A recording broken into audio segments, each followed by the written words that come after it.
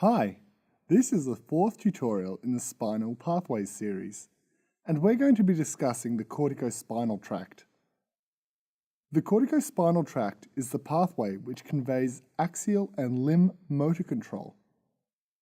In plain English, this is the pathway that lets the brain control the movement of muscles. So this pathway begins in the precentral gyrus, which is the primary motor cortex. Just to clarify, the last two pathways we discussed, the dorsal column medial lemniscus and the spinothalamic tract, projected onto the postcentral gyrus. This pathway, however, arises from the precentral gyrus. See the handwritten tutorials on brain anatomy for more information on these two gyri. So our journey begins with two neurons. One will ultimately innervate the axial muscles and the other will innervate the limb muscles. They leave the cortex by descending through the internal capsule and into the brainstem. So I'll draw the brainstem here. Here is the thalamus, which is not involved in this pathway, the midbrain, the pons, and the medulla. As the pathway descends into the medulla, 75 to 90% of the fibers decussate. These are the fibers that will innervate the limbs. The axial fibers don't decussate here. This decussation is one of the biggest decussations, so it's worth looking at it further. If we take a cross-section through the medulla here, we will see something like this. The fibers cross to the other side of the medulla, and we call this the decussation of the pyramids.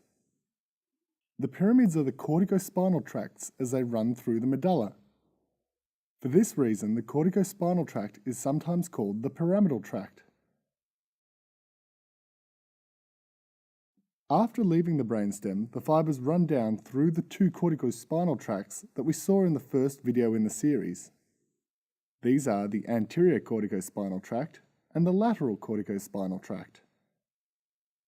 When they get to their target level, the fibers of the anterior corticospinal tract finally decussate through the anterior white commissure before synapsing to a neuron in the anterior horn of the grey matter.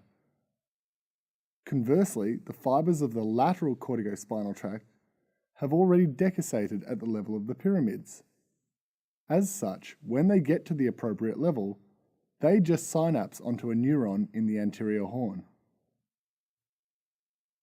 It's worth noting that the neurons in the cortex are known as upper motor neurons, and a lesion anywhere in these fibers from the cortex all the way down to the anterior horn are known as upper motor neuron lesions.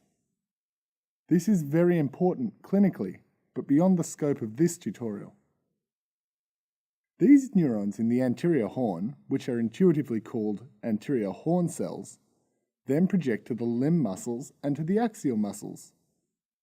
Again, I'll just point out that these neurons are known as lower motor neurons, and as such, a lesion anywhere between the anterior horn and the muscles would be known as a lower motor neuron lesion. So in summary, the corticospinal tract is a two-neuron pathway.